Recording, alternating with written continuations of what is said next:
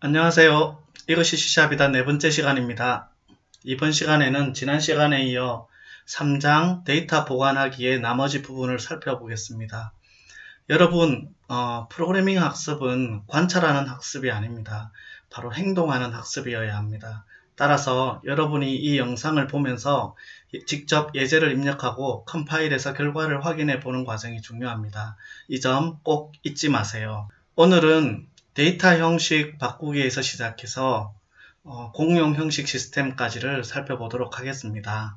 지난 시간에 우리는 C샵의 다양한 데이터 형식을 배웠습니다.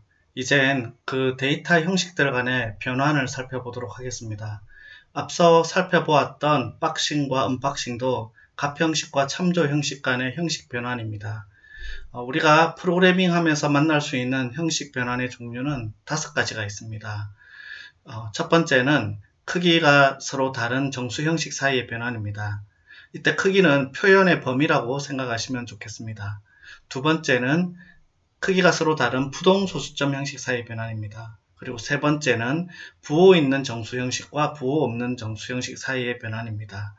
그리고 네 번째는 부동소수점 형식과 정수 형식 사이의 변환입니다. 그리고 마지막으로 문자열과 숫자 사이의 변환을 자주 사용합니다.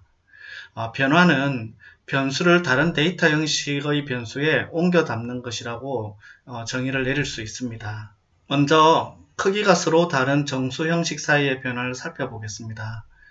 크기가 다른 형식은 마치 서로 다른 크기의 병에 담긴 물을 옮기는 것과 같습니다.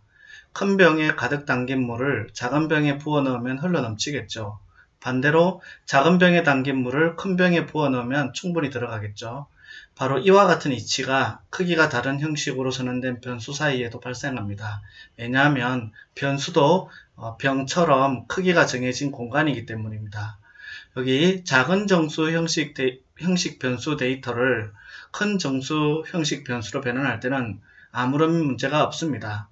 하지만 반대로 큰 정수 형식 변수 데이터를 작은 정수 형식 변수로 바꿀 때는 넘칠 가능성이 존재하죠. 사실 그래서 이를 앞서 오버플로우라는 얘기를 했었습니다. 바로 오버플로우 발생 가능성이 존재하는 것입니다. 이런 경우에는 예상치 않은 데이터 손실이 발생합니다. 물론 이제 큰 정수 형식 변수에 담긴 데이터가 작은 정수 형식의 변수의 범위라면 그런 경우에는 이제 충분히 잘 변환될 수도 있겠죠. 하지만 이제 이런 경우보다 이제 문제가 발생하는 경우가 더 자주 있는 것을 프로젝트를 하다가 많이 볼 수 있었습니다. 자, 그럼 1바이트 크기의 S바이트 형식과 4바이트 크기의 인티저 형식 사이의 형식 변환 예제를 이용해서 한번 살펴보도록 하겠습니다.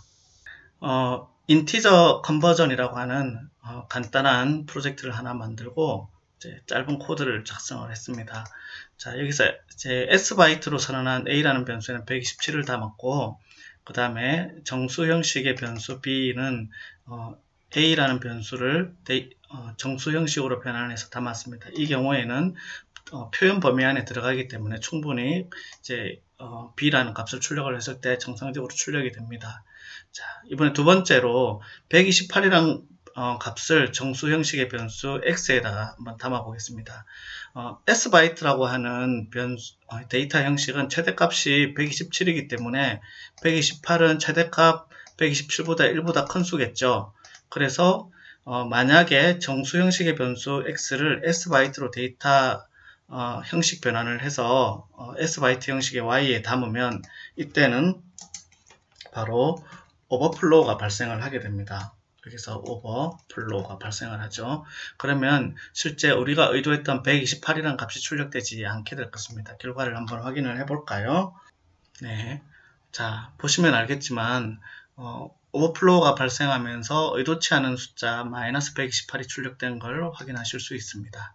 이렇게 크기가 다른 정수 형식 사이에 변환이 잘못되게 되면 의도치 않는 예외가 발생하는 상황이 생겨나는 것입니다.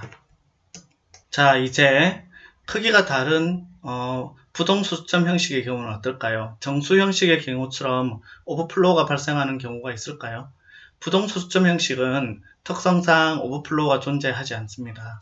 다만 이제 값의 정밀도에 문제가 발생합니다. 그래서 플롯이나 더블은 소수를 이진수로 메모리에 보관하는데 이를 다른 형식으로 변환을 하게 되면 일단은 10진수로 복원을 하고 다시 이진수로 변환을 해서 기록을 하게 됩니다. 그래서 10진수 3분의 1을 다시 이진수로 변환을 하면 원래 이 10진수 3분의 1이 갖고 있는 무한소수의 특징을 제대로 다룰 수 없는 문제가 발생합니다. 따라서 이제 이런 부분을 플롯 컨버전이라고 하는 예제에서 플롯과 더블 간 형식 변환에서 일어날 수 있는 문제를 한번 살펴보도록 하겠습니다. 자, 플롯 컨버전이라고 하는 간단한 프로젝트를 만들었고요. 이제 플롯과 더블 간의 형식 변환을 위해서 간단한 예제 코드를 작성해 보았습니다. 이제 첫 번째 플롯 A라고 하는 변수에는 이제 이런 숫자를 선언해서 값을 담았고요. 이제 그 다음에 B라고 하는 변수는 더블 형식으로 해서 선언을 하고 방금 선언한 A라는 변수의 값을 더블 형식으로 데이터 변환해서 담았습니다. 이걸 출력하면 어떤 결과가 나올까요? 이 69.6875라는 값은 10진수로 변환을 안전하게 해서 이제 다시 복원됐을 때 더블 형식으로 정확하게 같은 값과 이제 같은 값으로 출력을 하게 됩니다. 하지만 이제 0.1이라고 하는 플롯 형식의 데이터를 담은 이 x라는 값이 있고요. 그 다음에 y라고 하는 이제 더블 형식의 변수에 x 변수를 더블로 변환을 해서 담았을 때는 그걸 출력했을 때 실제 담았던 0.1이 그대로 출력되는 게 아니라 뜻밖에도 이제 전혀 다른 값이 출력이 되게 됩니다. 결과를 한번 보도록 하겠습니다. 예, 여기 보시면 이제 A와 B, 여기 A는 플롯이고 B는 더블 형식이죠. 첫 번째 같은 경우는 정확하게 이제 일치하는 값으로 출력이 됐지만 두 번째 같은 경우는 내가 0.1을 저장을 했지만 데이터 형식 변환을 거치고 나니 이제 소수점 자릿수 부분에서 차이가 발생을 하죠.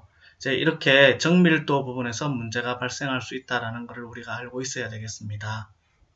다음은 세 번째 부호 있는 정수 형식과 부호 없는 정수 형식 사이의 변화를 살펴보도록 하겠습니다. 우리가 이전 시간에 부호 있는 정수와 부호 없는 정수에 대해서 설명했던 것을 기억하실 것입니다. 부호 있는 정수는 부호 없는 정수 형식으로 변환할 때 최저값보다 작은 값을 저장해서 언더플로우라는 현상이 발생하는 걸 앞서 시간에 얘기를 했었습니다. 그래서 이거는 간단히 사인드, 언사인드 컨버전이라고 하는 예제를 통해서 한번 확인만 하고 넘어가도록 하겠습니다. 비주얼 스튜디오에서 사인드, 언사인드 컨버전이라고 하는 간단한 프로젝트를 만들었고요. 자, 이렇게 샘플 코드를 몇 가지 작성해 봤습니다. 이 첫 번째 코드는 변수, 정수형 변수 A에 500을 담았고요.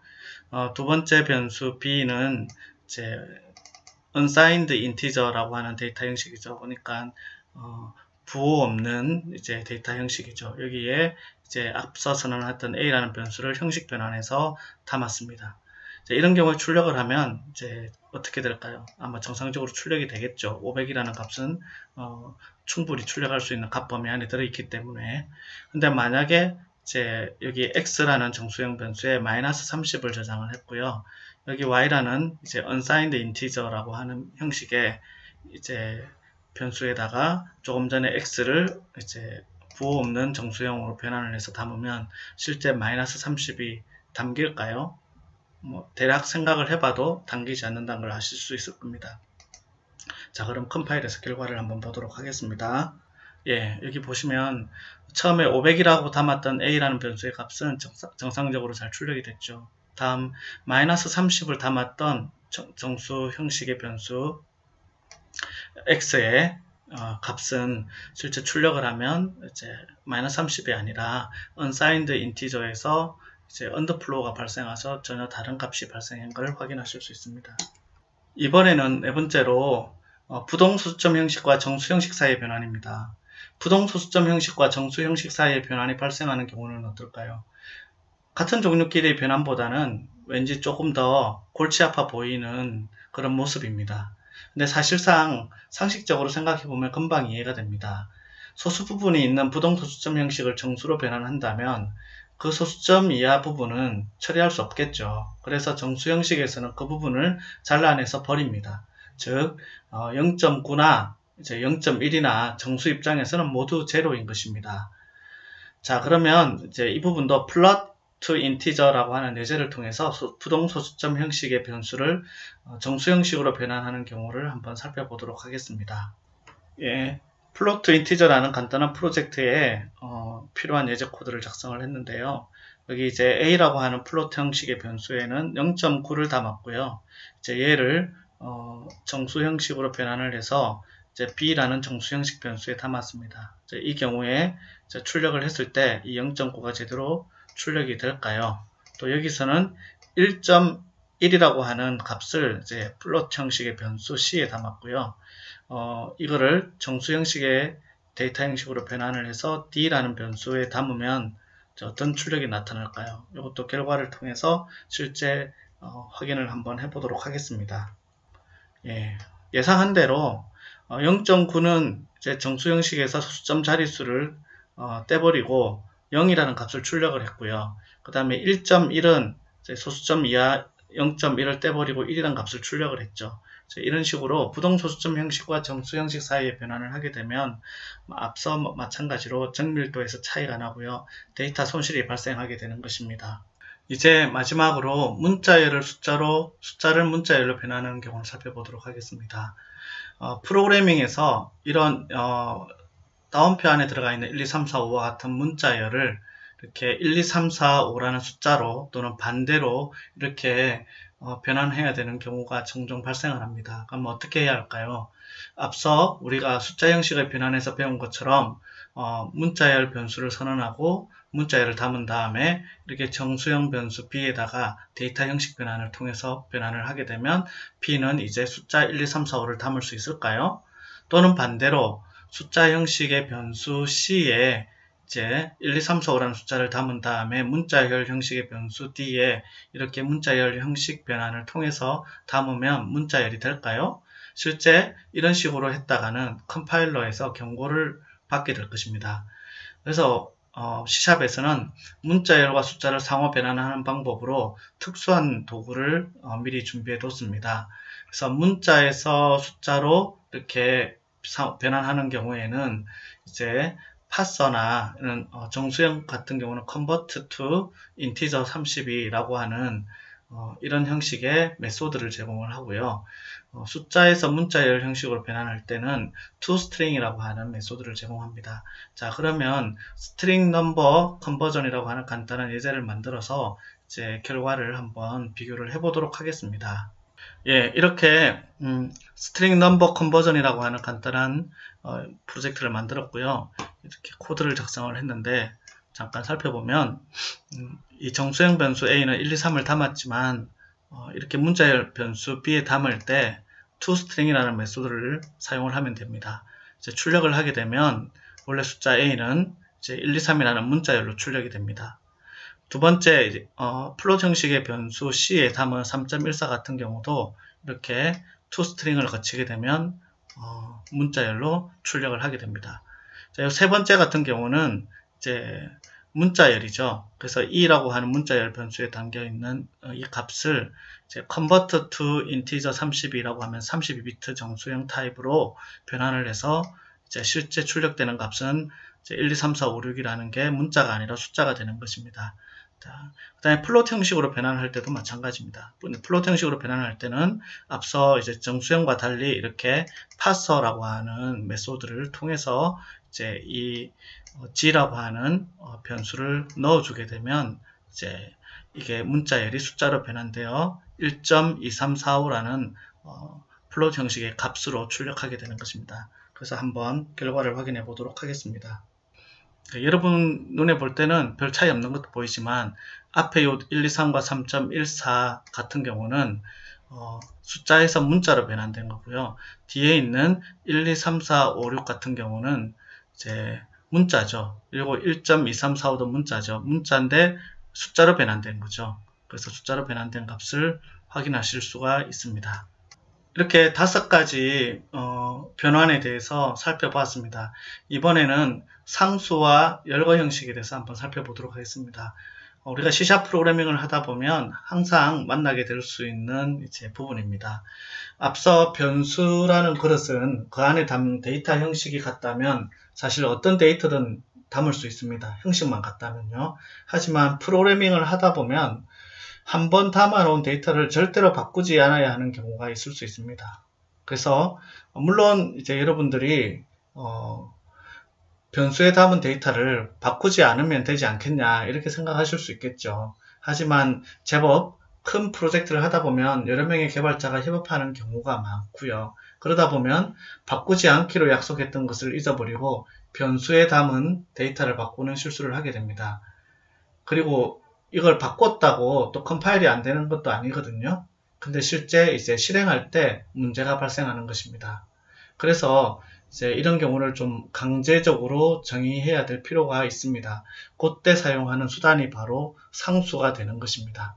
그래서 값을 바꾸지 않아야 되는 이제 변수를 그냥 일반 변수로 이제 취급하지 말고 미리 정해놓자라는 거죠. 그래서 그거를 이름을 상수라고 붙였습니다. 상수를 선언하고 이제 코드 내에서 변경하는 부분이 있다면 사실 컴파일러가 미리 알아채게 되죠. 그래서 이제 이 상수 형식과 이제 열거 형식 같은 경우는 프로그래머를 굉장히 편하게 만들어주는 제약사항이라고 볼 수 있습니다. 미리 실수를 알아챌 수 있기 때문이죠. 자, 그러면 먼저 상수 형식부터 한번 살펴보도록 하겠습니다. 상수를 선언하는 방식은 변수를 선언하는 방식과 비슷합니다. 다만 맨 앞에 이렇게 const라고 하는 키워드를 붙여줘야 됩니다. 그래서 const라고 하는 키워드, constant의 약자입니다. 키워드를 붙여주고요. 그 다음에 자료용을 선언하고 상수명을 주고 이렇게 값을 할당을 할 수 있습니다. 상수를 선언할 때는 이렇게 값을 바로 할당해 줘야 됩니다. 예를 들어서 이와 같이 이제 상수형, 상수, 정수형 변수가 되는 거죠. 이 더블형 변수를 상수로 선언한 것이고요. 얘는 문자열 변수를 상수로 선언한 것이죠. 자, 그래서 상수 선언과 관련해서 이제 constant라는 제목의 예제를 이용해서 한번 살펴보도록 하겠습니다. constant라는 프로젝트를 만들고 이렇게 두 개의 상수 변수를 선언해 보았습니다. 하나는 이제 max 언더바 인티저, 하나는 min 언더바 인티저인데요. 보통 상수형 변수 선언할 때는 관례상 이렇게 대문자로 많이 선언을 합니다. 이렇게 이제 값을 줘놨습니다. 그래서 출력을 한다면 아마 이렇게 정상적으로 잘 출력이 될 것입니다. 결과를 한번 볼까요? 네, 뭐 잘 출력이 되죠. 근데 이제 이렇게 봐서는 이게 뭐 상수 형식으로 선언한 변수에서 값을 읽었는지 정수형 변수에서 값을 읽었는지 알 수는 없지만 일단은 이제 이 코드상에서는 명확하게 const라고 하는 키워드를 썼기 때문에 얘는 상수형 변수가 되고요. 그래서 이 변수의 값은 이후에 다른 놓는 코드 라인에서 변경할 수 없습니다. 만약에 변경하면 어떤 일이 발생하는지 이제 잠깐 비교를 한번 해볼까요? 조금 전에 선언했던 max 인티저에 제가 이렇게 1이라는 값으로 변경을 해보겠습니다. 그러면 자, 여기에 이제 일단 비주얼 스튜디오 상에서 이렇게 문제가 있다라는 걸 보여줍니다. 지역상수라는 걸 보여주고요. 얘가 이제 실제 문제가 있어서 속성이나 인덱스여야 한다는 것을 알려줍니다. 컴파일을 해보더라도요. 만약에 이제 컴파일을 해보게 되면 이렇게 빌드 오류가 발생한다는 걸 알려주고요. 이제 아니요 이렇게 하고 결과를 보면 이제 이런 동일한 이제 오류 내용을 알려줍니다. 이렇게 이제 상수로 선언한 변수는 이렇게 나중에 다른 코드에서 이렇게 변경할 수 없다라는 제약사항이 붙게 되는 것입니다. 이제 다음으로 살펴봐야 될 형식이 열거 형식입니다. 만약에 이제 같은 범주를 갖는 상수를 여러 개 선언해야 하는 경우는 앞서처럼 일일이 이렇게 나열해서 선언하는 방법 말고 조금 더 한 덩어리로 취급할 방법이 없을까요? 예를 들어서 뭐 사용자의 응답, yes, no, confirm, cancel, ok라고 하는 이런 값들은 일종의 사용자 응답이라는 하나의 범주에 들어가는데 이걸 일일이 이제 상수로 선언할 게 아니라 이걸 하나의 종류로 취급해서 더 쉽게 만들 수 있는 방법이 없을까요? 이때 사용할 수 있는 형식이 바로 지금 얘기하는 열거형 선언 형식입니다.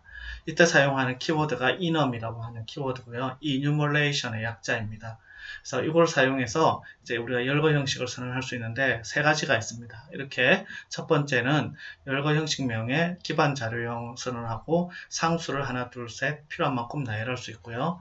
두 번째는 이제 상수를 나열하면서 이렇게 값을 주어지는 그런 경우들이 있을 수 있습니다.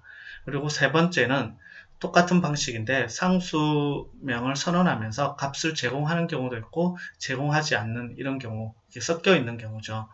이렇게 세 가지 형식으로 우리가 열거형을 선언할 수 있습니다.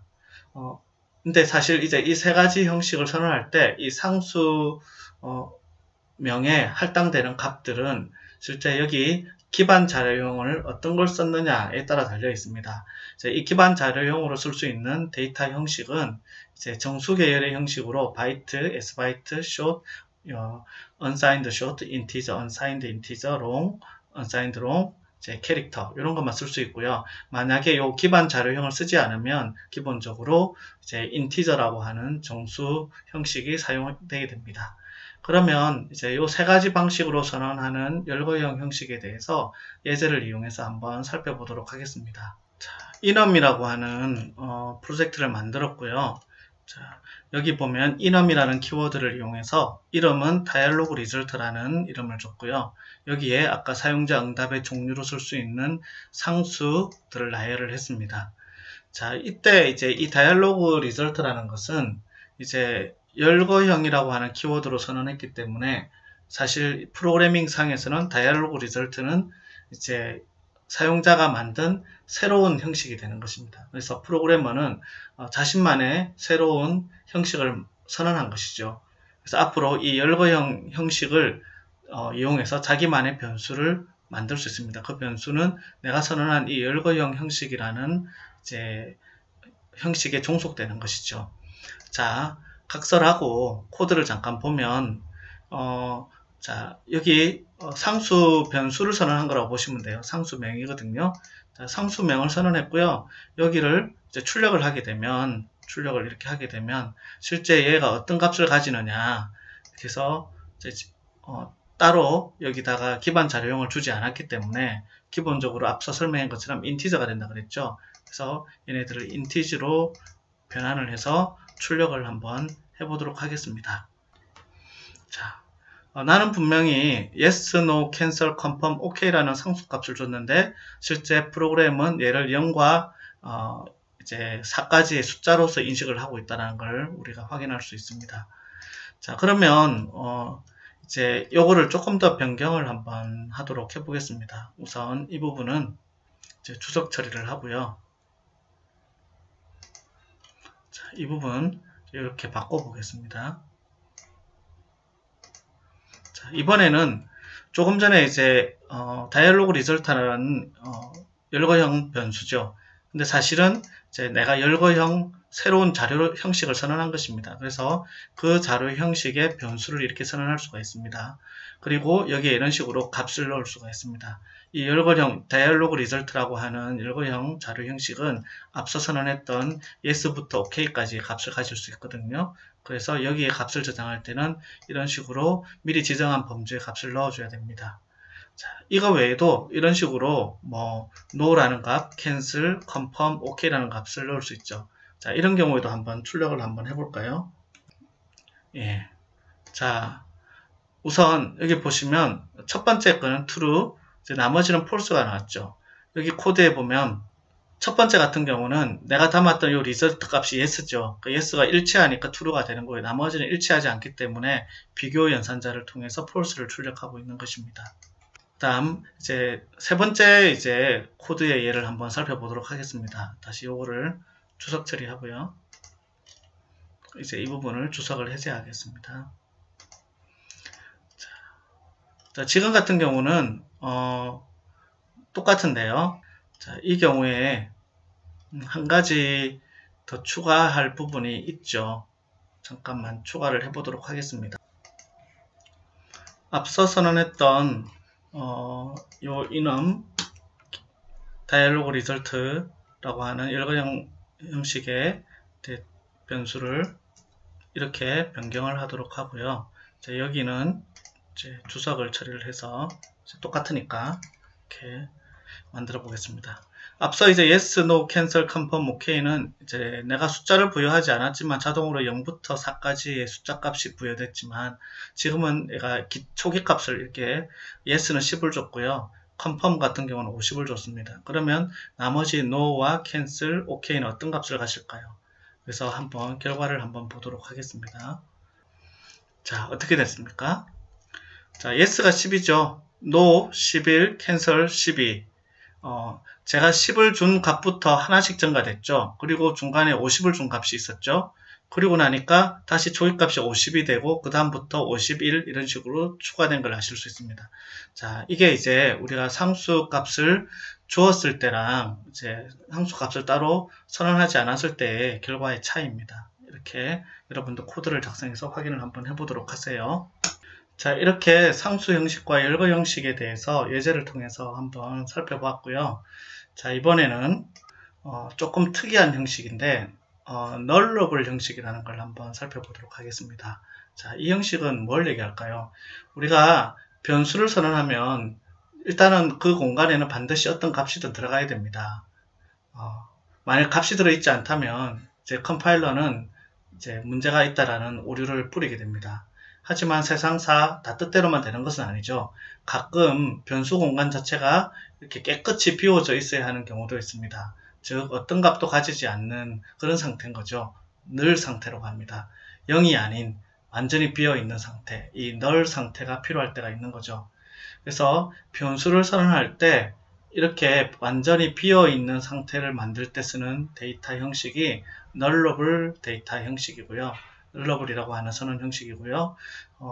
사용하는 방법은 이렇게 데이터 형식을 쓰고 물음표, 이제 여기 핵심이죠.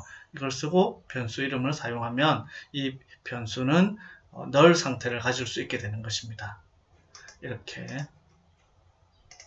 이제 지금과 같은 방식으로 인티저든 플롯이든 더블이든 물음표를 쓰면 얘네들은 널이라는 값을 가질 수 있게 되는 것입니다. 자, 모든 이 널러블 형식은 두 가지 속성을 갖고 있습니다. 하나는 hasValue고 하나는 value라는 속성입니다. hasValue 속성은 해당 변수가 값을 갖고 있는지 또는 이제 그렇지 않은지를 나타내고 이 value 속성은 이제 변수에 이제 값이 있는 경우에 그 담겨 있는 값을 나타냅니다. 그래서 hasValue 속성은 값을 있는지 없는지 여부를 나타내기 때문에 실제 이제 hasValue를 실행을 해보면 true와 false 값을 가지게 되고요. true가 이제 값이 있다는 뜻이고 false는 값이 없다는 뜻이겠죠. 이것도 이 널러블 프로젝트를 하나 만들어서 이제 실제 코드를 이용해서 조금 더 이해를 도모해 보겠습니다. 예, 널러블 프로젝트를 만들었고요. 이제 이름이 널러블입니다. 간단히 코드를 작성해 봤는데요. 조금 전에 이제 제가 설명드린 것처럼 이렇게 정수형 변수 A를 null을 가질 수 있도록 선언을 했습니다. 자, 이 경우에 이제 실제 이 A 값에 대해서 hasValue라고 하는 속성을 확인해 보면 어떤 값을 가지게 될까요? 그리고 이 A는 실제 null과 같을까요? 아닐까요? 두 번째, 이제 A를 3으로 이렇게 값을 할당한 다음에 또 hasValue 속성을 확인하고 이제 이 null을 갖고 있는지 안 갖고 있는지, 그 다음에 실제 값을 갖고 있다면 값이 얼마인지 이렇게 출력을 해보면 이제 결과를 확인해 볼 수 있겠죠. 한번 확인을 해 보도록 하겠습니다. 자, 이렇게 보시면 첫 번째 이제 hasValue false죠. 값을 갖고 있지 않다는 얘기죠. 그래서 null인가 아닌가 했죠. 그래서 같지 않은지 확인을 해봤는데 false죠. null이 아니란 얘기죠. null이란 얘기죠. 그 다음에 3을 대입을 하고 나서 hasValue를 보니까 값이 있다. true, 그죠? 그 다음에 이 이제 null과 같은가 안 같은가 보니까 true가 나오죠. 그러니까 null이 아니란 얘기죠. 그래서 .value 하니까 3을 출력을 하게 되는 것입니다. 그래서 우리가 null 형식을 선언하는 요 구조, 물음표 쓴다는 거, 요거 이제 여러분들이 알고 계시면 되고요. 두 가지 속성, hasValue와 그 다음에 이렇게 value 속성이 있다는 걸 기억하십시오. 지금까지 우리가 C샵의 데이터 형식에 대해서 장황하게 설명을 했고요. 데이터 형식이 얼마나 중요한가를 설명을 했습니다. 실제로 C샵은 변수를 선언할 때 지정한 형식을 깐깐하게 따집니다. 그래서 C샵을 강한 형식 언어라 하고요. 이렇게 만든 이유는 이제 의도치 않은 형식의 데이터를 이제 읽거나 할당하는 일을 차단하기 위해서입니다. 대충은 통하지 않습니다. C샵은 까탈스럽습니다. 하지만 이렇게 형식 검사를 해주기 때문에 실수를 줄일 수 있는 것입니다. 하지만 이제 또 코드를 작성하는 단계에서 실제 그 데이터가 나중에 어떤 값을 가질지 어떤 데이터 형식이 될지는 좀 더 뒤에 정의가 될 필요가 있고 작성하는 단계에서는 조금 더 형식 검사를 유연하게 해야 될 필요가 있을 때도 있죠. 그래서 코드를 작성하는 단계에서 귀찮게 형식에 맞춰 데이터를 할당하지 않고 할당하는 데이터 자체에 맞춰서 컴파일러가 알아서 자동으로 이제 형식을 지정해 주면 어떨까요? 이제 처음부터 데이터 형식을 고민하지 않고 일단 변수를 선언하고 그에 맞춰 변수가 자동으로 변하는 멋진 세상이 되는 것이죠. 그래서 이런 형식이 되려면 이제 앞서 강력한 형식 언어가 이 약한 형식의 이제 데이터 형식 검사라는 부분들도 지원을 해야 됩니다. 그래서 이런 식으로 만들기 위해서 C샵에서는 약한 형식의 검사 방법을 가능하게 만들어주는 별도의 데이터 형식 선언 방법이 제공되는데 그 키워드가 VAR입니다. var라고 이렇게 읽을 수 있겠죠. 이 var 키워드를 가지고 데이터 형식을 선언하게 되면 여러분들이 이제 실제 담는 값에 따라서 컴파일 때 이제 데이터 형식이 결정되게 되는 것입니다. 근데 이제 주의점이 있어요. 이제 C샵에서 이렇게 var 키워드를 쓸 때는요, 일단은 변수를 선언할 때 값을 동시에 초기화 해줘야 돼요. 이제 그 이유는 당연하겠죠. 변수를 선언할 때 값을 초기화 해줘야지 실제 이 변수가 어떤 데이터 형식의 값을 갖는지를 컴파일러가 바로 알아챌 수 있기 때문입니다. 그리고 그 다음에 이제 이 var 형식의 키워드로 선언한 변수는 지역 변수로만 선언해서 사용할 수 있습니다. 자, 지역 변수 관련해 가지고는 책 89페이지 상단에 보면 이제 여기서 잠깐 코너가 있습니다. 거기를 꼭 한번 읽어보세요. 자, 그러면 이제 간단한 예제를 통해서 이 var 형식의 키워드를 이용한 데이터 선언을 살펴보도록 하겠습니다. 자, 이렇게 using var라고 하는 간단한 프로젝트를 만들었고요. 여기 이제 코드를 잠깐 보시면 이제 숫자 20인데 이제 a라는 변수, 여기는 이제 앞서 우리가 뭐 플롯이나 더블로 선언해야 될 것 같은데 이제 var로 선언해서 b라는 변수에 담았고요. 여기는 이제 문자열인데 이제 c라는 변수인데 문자열 스트링을 쓰지 않고 var에 담았죠. 또 이런 거 이제 정수 우리 아직 배우진 않았지만 뒤에 나중에 넣을 텐데 이런 이제 배열입니다. 여러 개의 값을 이제 저장을 한 데이터 형식인데요. 정수형 배열이거든요. 이렇게 정수형 배열의 값을 이제 D라고 하는 이제 var 형식의 데이터 형식이 담았고요. 이런 식으로 만들어 놓은 다양한 값들, 형식이 다 다르지만 우리가 썼던 키워드는 다 var입니다. var. 그래서 이렇게 선언한 데이터 형식은 이걸 다 받아줄 수 있다는 거죠. 그러면 오류 없이 잘 실행되는지 결과를 한번 볼까요? 보시다시피 오류 없이 깨끗하게 우리가 할당했던 값들을 제대로 다 출력하고 있는 걸 아실 수 있죠. 그래서 C샵은 이렇게 강력한 형식의 언어를 지원하는 프로그래밍 언어지만 또 이렇게 코드 프로그래밍 단계에서 이렇게 약한 형식의 검사도 지원할 수 있다. 그때 var이라는 키워드를 변수 선언할 때 사용하면 된다라는 것입니다. 자, 이제 3장의 마지막 부분인 공용 형식 시스템을 살펴보도록 하겠습니다. 자, C샵은 기본적으로 C샵을 언어를 만들 때 다양한 종류의 데이터를 다룰 수 있도록 이제 만들었습니다. 그래서 C샵에서 조금 전에 우리가 설명했던 이런 여러 가지 데이터 형식을 다룰 수 있습니다. 그러면 이제 C샵에서 사용하는 이 데이터 형식 체계는 C샵만 쓸 수 있을까요? 최초에 .NET 아키텍처를 만들 때 .NET 프레임워크를 지원하는 모든 언어가 사용할 수 있는 이 공통된 데이터 형식 체계를 만들었습니다. 이를 공용 형식 시스템이라고 하고요. 이제 C샵뿐만 아니라 비주얼 베이직 .NET이라든지 C++ .NET이라든지 이런 .NET 기반의 언어들이 이 C샵처럼 이 공용 형식 시스템을 따르기 때문에 C샵과 같은 데이터 형식을 똑같이 사용할 수 있습니다. 자, 그래서 이렇게 공용 형식 시스템을 이제 간단하게 줄여서 CTS CTS라고 해서 커먼 이제 타입 시스템이라고 뭐 이렇게 줄여서 얘기를 합니다. 자, 그러면 이 데모 예제를 하나 만들어서 살펴볼 텐데요. 이번 예제에서는 데이터의 공용 형식을 알아보기 위해서 이제 getType이라고 하는 메소드를 사용하고 있습니다. 자, 이 getType 메소드에 대해서는 책 93페이지 하단에 여기서 잠깐 부분을 한번 꼭 읽어보시길 바라고요. 이 getType 메소드를 이용하면 이제 사용됐던 데이터의 형식이 실제 공용 형식 시스템에서 어떻게 정의된 것인지를 알려줍니다.